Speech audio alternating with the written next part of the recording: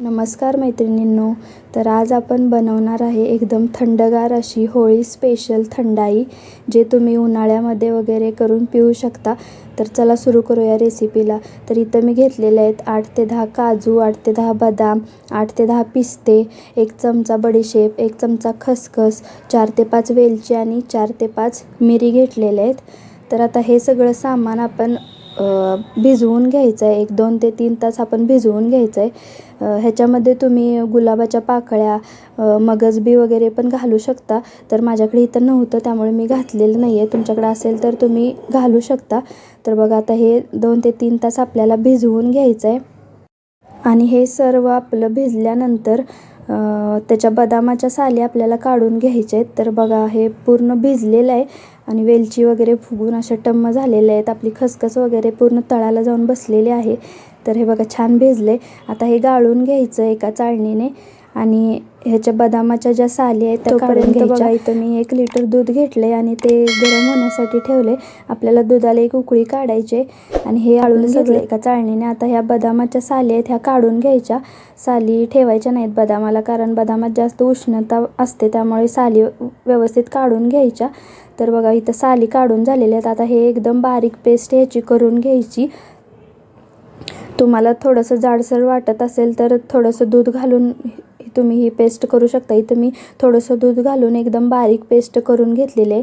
बघा अजिबात त्याच्यामध्ये काजू बदामचे म्हणजे तुकडेच राहिलेले नाही आहेत, अशीच आपल्याला पेस्ट करून घ्यायचे। तर इथं दुधाला पण आपल्या छान उकळे आलेले। आता हे बारीक केलेली पेस्ट आपण ह्याच्यात घालून घ्यायची, सगळी पेस्ट व्यवस्थित घालून घ्यायची, काही वाया जाऊन द्यायचं नाही। आणि आपल्याला हे एकदम व्यवस्थित मिक्स करून घ्यायचं पेस्ट दुधामध्ये आणि आपल्याला एक उकळी काढायची। आणि या दुधाला छान उकळी आली की आपल्याला त्याच्यामध्ये साखर वगैरे घालायची। तर बघा आता इथं उकळी आलेले दुधाला इथं मी घातलेले एक अर्धी वाटी साखर। तुम्हाला जर जास्त प्रमाणात गोड आवडत असेल तर तुमच्या आवडीप्रमाणे तुम्ही साखर घालू शकता, पण थोडंसं नॉर्मल गोड असलेलं छान लागतं, काही असलं तरी बासुंदी वगैरे किंवा आपण मसाले दूध वगैरे बनवतो ते। तर बघा इथं दुधाला पण छान उकळी आलेले। आता आपण गॅस बंद करून घ्यायचा आणि हे थोडंसं थंड करून घ्यायचं। तर बघा इथं मी थंड करून घेतलंय थोडंसं। आता मी हे गाळून घेणार आहे, म्हणजे काय होईल आपल्याला थंडाई पिताना मध्ये तुकडे वगैरे येणार नाहीत। जर तुम्हाला आवडत असेल तर तुम्ही बिना गाळताही अशीच थंडाई पिऊ शकता। तर बघा मी इथं गाळून घेतले आणि आता आपल्याला ह्याच्यामध्ये घालायचं आहे रोज वॉटर। आपली थंडाई थोडीशी नॉर्मल टेम्परेचरवर आल्यावरच त्याच्यामध्ये रोज वॉटर घालून घ्यायचं। तर मी इथं 1 चमचा रोज वॉटर घेतले फ्लेवरसाठी आणि थोडंसं गुलाबचा वास येण्यासाठी, त्यामुळे मी थोडंसं इथं 1 चमचा रोज वॉटर घेतले। तुम्हाला जर रोज वॉटर आवडत नसेल तर तुम्ही केशरचे तुकडे पण घालू शकता। तर माझ्याकडे ते केशर नव्हतं त्यामुळे मी गुलाबजल वापरले आणि तयार झाली आहे बघा आपली थंडाई।